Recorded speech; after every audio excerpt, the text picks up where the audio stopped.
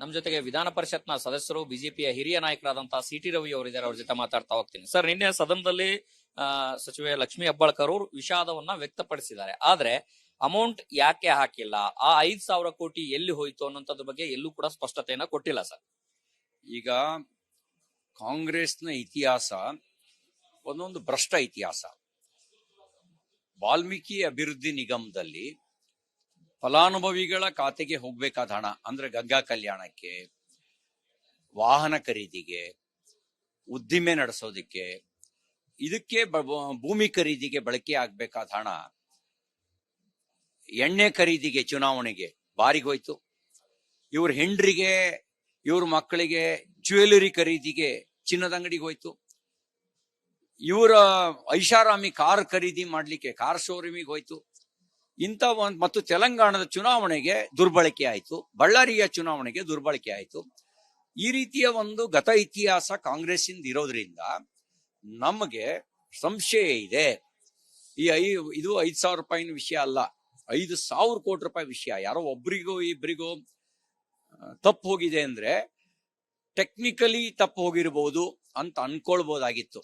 ಇದು ಟೆಕ್ನಿಕಲಿ ತಪ್ಪು ಹೋಗಿರೋದಲ್ಲ, ಉದ್ದೇಶಪೂರ್ವಕವಾಗಿಯೇ ದುರುಪಯೋಗ ಆಗಿರುವ ಸಾಧ್ಯತೆಗಳಿದಾವೆ. ಪ್ರಶ್ನೆ ಕೇಳಿದವ್ರನ್ನೇ ಬಾಯಿ ಮುಚ್ಚಿಸುವ ರೀತಿಯಲ್ಲಿ ದಾಷ್ಟ್ಯದಿಂದ ಸಚಿವರು ಮಾತನಾಡಿ ಕೊನೆಗೆ ಕ್ಷಮೆಯಾಚನೆ ಮಾಡಬೇಕಾಯ್ತು. ಅದಕ್ಕೆ ನಾನು ಆಗ್ರಹಿಸ್ತೇನೆ, ಮುಖ್ಯಮಂತ್ರಿಗಳೇ, ನೀವು ಹಣಕಾಸು ಖಾತೆ ಸಚಿವರಿದ್ದೀರಿ, ಲೆಕ್ಕ ಇಷ್ಟು ಸುಲಭವಾಗಿ ಮಿಸ್ ಆಗ್ಬಿಡುತ್ತಾ? ನಿಮ್ಮ ಫೈನಾನ್ಸ್ ಆಫೀಸರ್ಸ್ ಹೆಬ್ಬೆಟ್ಟುಗಳ? ನಿಮಗೂ ಅತಿ ದೀರ್ಘ ಅವಧಿಯ ಬಜೆಟ್ ಮಂಡಿಸಿದಂತ ಕೀರ್ತಿ ತಮ್ಮದೇ ಇದೆ. 5,000 ಕೋಟಿ ಎಲ್ಲೋಯ್ತು ಅಂತ ನಿಮಗೂ ಗೊತ್ತಿಲ್ವಾ? ಅದಕ್ಕೆ ನಾನು ಆಗ್ರಹಿಸ್ತೇನೆ, ನ್ಯಾಯಾಂಗ ತನಿಖೆ ನಡೆಸಿ 5,000 ಕೋಟಿ ಎಲ್ಲೋಯ್ತು, ಯಾರ ಖಾತೆಗೆ ಹೋಯ್ತು, ದುರುಪಯೋಗ ಆಗಿದೆಯಾ, ಇದ್ರ ಸತ್ಯಾಸತ್ಯತೆ ಹೊರಗೆ ಬರಬೇಕು. ಅದಕ್ಕಾಗಿ ನ್ಯಾಯಾಂಗ ತನಿಖೆ ನಡೆಸಿ. ಕಳೆದ ಬಾರಿ ಒಂದು ವಿವಾದ ಆಗಿತ್ತು, ಈ ಬಾರಿ ಕೂಡ ಅಂತದ್ದೇ ಒಂದು ಲಕ್ಷ್ಮೀ ಹೆಬ್ಬಾಳ್ಕರ್ ಅವರ ಸುತ್ತನೇ ಈ ವಿವಾದ ಕೂಡ ಸುತ್ತಾಗ್ತಾ ಇದೆ. ಕಳೆದ ಬಾರಿ ದುರುದ್ದೇಶಪೂರ್ವಕವಾಗಿ ನನ್ನ ಮೇಲೆ ಸುಳ್ಳು ಮೊಕದ್ದಮೆಯನ್ನು, ಅದು ನೋಡಿ, ನಮಗೆ ಸಂವಿಧಾನ ನಮಗೊಂದು ವಿಶೇಷ ಪರಮಾಧಿಕಾರ ಕೊಡುತ್ತೆ. ಸದನದ ಒಳಗಡೆ ನಡೆಯುವ ವಿದ್ಯಮಾನಗಳಿಗೆ ಅಲ್ಲಿ ನಿರ್ಣಯ ತೆಗೆದುಕೊಳ್ಬೇಕಾಗಿರತಕ್ಕಂಥ ಅಧಿಕಾರ ನಮ್ಮ ಸಭಾಪತಿಗಳಿಗೆ ಮತ್ತು ಸಭಾಧ್ಯಕ್ಷರಿಗೆ ಮಾತ್ರ ಇರೋದು. ಅವ್ರ ನಿರ್ಣಯ ಕೊಟ್ಟ ಮೇಲೂ ಕೂಡ ಪೊಲೀಸ್ ಠಾಣೆ ಮೇಲೆ ಕೇಸ್ ದಾಖಲಿಸಿ ನನ್ನನ್ನ ಮಾನಸಿಕವಾಗಿ ಕುಗ್ಗಿಸುವಂತ ಒಂದು ಷಡ್ಯಂತ್ರ ನಡೀತು. ಸರ್ಕಾರವೇ ಅದಕ್ಕೆ ಶಾಮೀಲಾಗಿತ್ತು. ಯಾಕೆಂದ್ರೆ ನನ್ನ ಸತ್ಯದ ಪರವಾಗಿರ್ತಕ್ಕಂಥ, ಕಠೋರವಾಗಿರ್ತಕ್ಕಂಥ ಪ್ರಶ್ನೆಗಳು ಅವರಿಗೊಂದು ರೀತಿಯಲ್ಲಿ ಭೀತಿ ನಿರ್ಮಾಣ ಮಾಡ್ತಿತ್ತು. ಅದಕ್ಕೆ ನನ್ನ ಬಾಯಿ ಮುಚ್ಚಿಸ್ಬೇಕು ಅಂತ ಒಂದು ಷಡ್ಯಂತ್ರ ಮಾಡಿದ್ರು. ಹೆದರಿ ಓಡೋಗೋ ಹೇಡಿ ಅಲ್ಲ ನಾನು. ಓಡೋಗೋನಾಗಿದ್ರೆ ಬೆಳಗಾಮಿಗೆ ಬರ್ತಿರ್ಲಿಲ್ಲ. ಹಾಗಾಗಿ ಆ ಥರದ ಹೇಡಿ ಅಲ್ಲ. ಅವತ್ತು ಆ ಅನ್ಯಾಯದ ವಿರುದ್ಧ ಹೋರಾಟ ಮಾಡಿದ್ದೇನೆ. ನಮ್ಮ ಪಕ್ಷವು ಆ ಅನ್ಯಾಯದ ವಿರುದ್ಧದ ಹೋರಾಟದಲ್ಲಿ ನನ್ನ ಜೊತೆಗೆ ನಿಂತ್ಕೊಳ್ತು. ಧೈರ್ಯವಾಗಿ ಎದುರಿಸಿದವೆ. ರಾಜ್ಯದ ಜನನೂ ಕೂಡ ಬೆಂಬಲಿಸಿದ್ರು. ಈಗಲೂ ಹೇಳಕ್ ಬಯಸ್ತೇನೆ, ಅದು ಸಂವಿಧಾನದ ಮೇಲೆ, ಪ್ರಜಾಪ್ರಭುತ್ವದ ಮೇಲೆ ನಡೆಸಿದಂತ ಒಂದು ದೌರ್ಜನ್ಯ. ಅದು ಸಿ.ಟಿ. ರವಿ ಮೇಲಲ್ಲ, ಪ್ರಜಾಪ್ರಭುತ್ವದ ಮೇಲೆ ನಡೆಸಿದ ದೌರ್ಜನ್ಯ ಅದು. ಲಕ್ಷ್ಮಿ ಹಣ ಕತೆ ಈಗ ಆಯ್ತು. ಈಗ ಶಕ್ತಿ ಯೋಜನೆಯ ಹಣವನ್ನ 4,000 ಕೋಟಿ ಇನ್ನೂ ಬಾಕಿ ಉಳಿಸ್ಕೊಂಡಿದೆ. ಸರ್ಕಾರನೇ ಕೊಟ್ಟಿಲ್ಲ 4,000 ಕೋಟಿ. ಸರ್ಕಾರವೇ ನಿಶಕ್ತಿಯಾಗಿದೆ ರೀ. ಅವ್ರಿಗೆ ಸರ್ಕಾರವೇ ಆರ್ಥಿಕವಾಗಿ ಕುಸ್ತೋಗಿದೆ. ಅಭಿವೃದ್ಧಿಗೆ ಹಣ ಇಲ್ಲ. ಏನ್ ಕೇಳಿದ್ರು ಅದಕ್ಕೂ ಇಲ್ಲ, ಇದಕ್ಕೂ ಇಲ್ಲ, ಯಾವುದಕ್ಕೂ ಇಲ್ಲ. ಲೂಟಿ ಹೊಡಿಯಕ್ ಮಾತ್ರ ಉಪಯೋಗ ಆಗ್ತಾ ಇದೆ. ಎಲ್ಲಿದೆ ಅವ್ರ ಹತ್ರ ಅಭಿವೃದ್ಧಿಗೆ ಹಣ? ಹಂಗಾಗಿಯೇ ಅಭಿವೃದ್ಧಿಗೆ ಹಣ ಇದ್ರೆ ತಿಂಗಳ ಕೊಡೋರು. ಅತಿಥಿ ಉಪನ್ಯಾಸಕರ ಸಂಬಳ ಕೊಟ್ಟಿಲ್ಲ. ಅಂಗನವಾಡಿ ಶಿಕ್ಷಕಿಯವರು ತಿಂಗಳು ಗೌರವಧನ ಬಿಡುಗಡೆ ಮಾಡಲ್ಲ. ಆಶಾ ಕಾರ್ಯಕರ್ತರ ಗೌರವಧನ ಬಿಡುಗಡೆ ಮಾಡಲ್ಲ. ಗುತ್ತಿಗೆ ನೌಕರರಿಗೆ 4-5 ತಿಂಗಳಾದ್ರೂ ಸಂಬಳ ಬರಲ್ಲ. ಗ್ರಾಮ ಸೇವಕರ ಸಂಬಳ 7-8 ತಿಂಗಳಾದ್ರೂ ಇನ್ನೂ ಬಂದಿಲ್ಲ. ಯಾಕೆ ಅಂದ್ರೆ ಸರ್ಕಾರಕ್ಕೆ ದೌರ್ಬಲ್ಯ ಇದೆ, ನಿಶಕ್ತಿ ಕಾಡ್ತಾ ಇದೆ. ಸರ್ಕಾರಕ್ಕೆ ನಿಶಕ್ತಿ ಕಾಡ್ತಾ ಇದೆ. ಹಾಗಾಗಿನೇ ಬೇರೆಯವರಿಗೂ ಕೂಡ ಹಣವನ್ನ ಕೊಡ್ತಾ ಇಲ್ಲ, ಬಾಕಿ ಹಣ ವೇತನವನ್ನು ಕೂಡ ಕೊಡ್ತಾ ಇಲ್ಲ ಅನ್ನುವಂತ ಮಾತನ್ನ ಸಿ.ಟಿ. ರವಿ ಅವರು ಹೇಳಿರುವಂತದ್ದು. ಕ್ಯಾಮರಾ ಪರ್ಸನ್ ಮಂಜುನಾಥ್ ಜೊತೆ ಹನುಮಂತ ದುರ್ಗ, ಧಾರ್ ಕನ್ನಡ, ಬೆಳಗಾವಿ. ನಮ್ಮ ಜೊತೆಗೆ ವಿಧಾನ ಪರಿಷತ್ನ ಸದಸ್ಯರು, ಬಿಜೆಪಿಯ ಹಿರಿಯ ನಾಯಕರಾದಂತಹ ಸಿಟಿ ರವಿ ಅವರಿದ್ದಾರೆ. ಅವ್ರ ಜೊತೆ ಮಾತಾಡ್ತಾ ಹೋಗ್ತೀನಿ. ಸರ್, ನಿನ್ನೆ ಸದನದಲ್ಲಿ ಸಚಿವೆ ಲಕ್ಷ್ಮೀ ಹೆಬ್ಬಾಳ್ಕರ್ ಅವರು ವಿಷಾದವನ್ನ ವ್ಯಕ್ತಪಡಿಸಿದ್ದಾರೆ. ಆದ್ರೆ ಅಮೌಂಟ್ ಯಾಕೆ ಹಾಕಿಲ್ಲ, ಆ 5,000 ಕೋಟಿ ಎಲ್ಲಿ ಹೋಯ್ತು ಅನ್ನೋದ್ರ ಬಗ್ಗೆ ಎಲ್ಲೂ ಕೂಡ ಸ್ಪಷ್ಟತೆಯನ್ನ ಕೊಟ್ಟಿಲ್ಲ ಸರ್. ಈಗ ಕಾಂಗ್ರೆಸ್ನ ಇತಿಹಾಸ ಒಂದೊಂದು ಭ್ರಷ್ಟ ಇತಿಹಾಸ.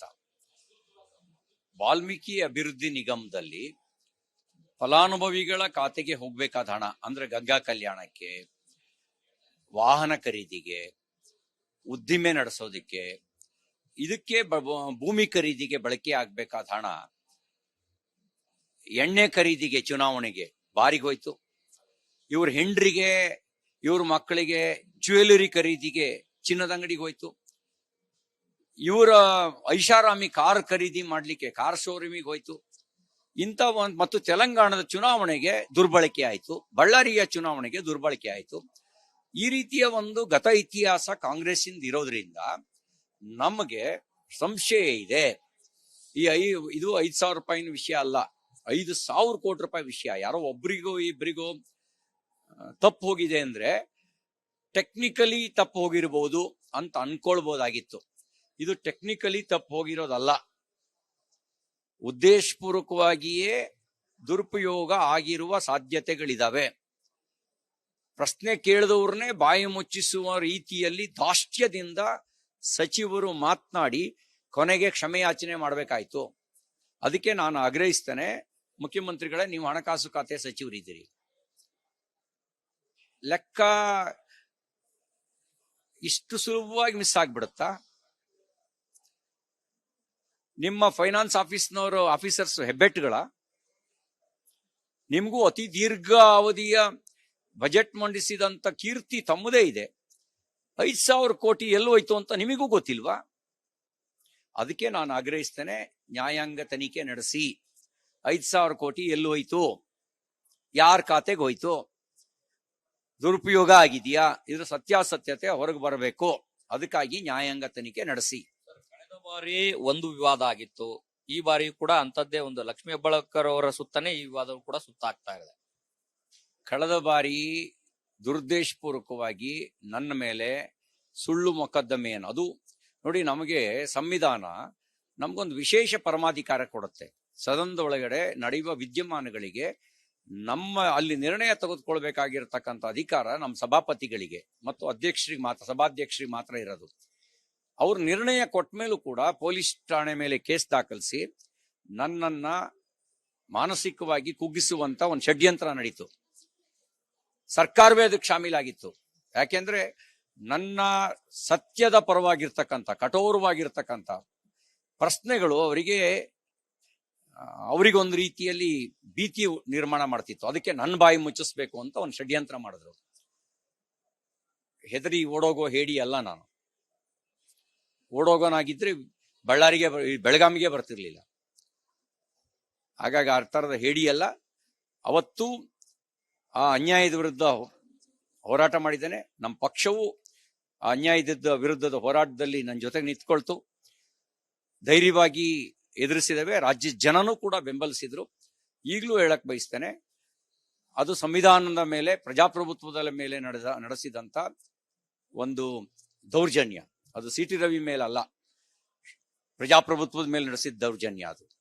ಲಕ್ಷ್ಮಿ ಹಣ ಕತೆ ಈಗ ಆಯ್ತು. ಈಗ ಶಕ್ತಿ ಯೋಜನೆಯ ಹಣವನ್ನ 4,000 ಕೋಟಿ ಇನ್ನೂ ಬಾಕಿ ಉಳಿಸ್ಕೊಂಡಿದೆ. ಸರ್ಕಾರನೇ ಕೊಟ್ಟಿಲ್ಲ 4,000 ಕೋಟಿ. ಸರ್ಕಾರವೇ ನಿಶಕ್ತಿಯಾಗಿದೆ ರೀ. ಅವ್ರಿಗೆ ಸರ್ಕಾರವೇ ಆರ್ಥಿಕವಾಗಿ ಕುಸ್ತೋಗಿದೆ. ಅಭಿವೃದ್ಧಿಗೆ ಹಣ ಇಲ್ಲ.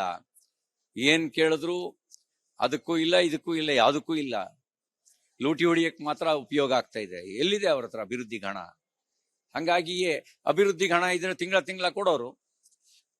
ಅತಿಥಿ ಉಪನ್ಯಾಸಕರ ಸಂಬಳ ಕೊಟ್ಟಿಲ್ಲ. ಅಂಗನವಾಡಿ ಶಿಕ್ಷಕಿಯವರು ತಿಂಗಳು ಗೌರವಧನ ಬಿಡುಗಡೆ ಮಾಡಲ್ಲ. ಆಶಾ ಕಾರ್ಯಕರ್ತರ ಗೌರವಧನ ಬಿಡುಗಡೆ ಮಾಡಲ್ಲ. ಗುತ್ತಿಗೆ ನೌಕರರಿಗೆ 4-5 ತಿಂಗಳಾದ್ರೂ ಸಂಬಳ ಬರಲ್ಲ. ಗ್ರಾಮ ಸೇವಕರ ಸಂಬಳ 7-8 ತಿಂಗಳಾದ್ರೂ ಇನ್ನೂ ಬಂದಿಲ್ಲ. ಯಾಕೆ ಅಂದ್ರೆ ಸರ್ಕಾರಕ್ಕೆ ದೌರ್ಬಲ್ಯ ಇದೆ, ನಿಶಕ್ತಿ ಕಾಡ್ತಾ ಇದೆ. ಸರ್ಕಾರಕ್ಕೆ ನಿಶಕ್ತಿ ಕಾಡ್ತಾ ಇದೆ. ಹಾಗಾಗಿನೇ ಬೇರೆಯವರಿಗೂ ಕೂಡ ಹಣವನ್ನ ಕೊಡ್ತಾ ಇಲ್ಲ, ಬಾಕಿ ಹಣ ವೇತನವನ್ನು ಕೂಡ ಕೊಡ್ತಾ ಇಲ್ಲ ಅನ್ನುವಂತ ಮಾತನ್ನ ಸಿಟಿ ರವಿ ಅವರು ಹೇಳಿರುವಂತದ್ದು. ಕ್ಯಾಮರಾ ಪರ್ಸನ್ ಮಂಜುನಾಥ್ ಜೊತೆ ಹನುಮಂತ ದುರ್ಗ, ದಾರ್ ಕನ್ನಡ, ಬೆಳಗಾವಿ.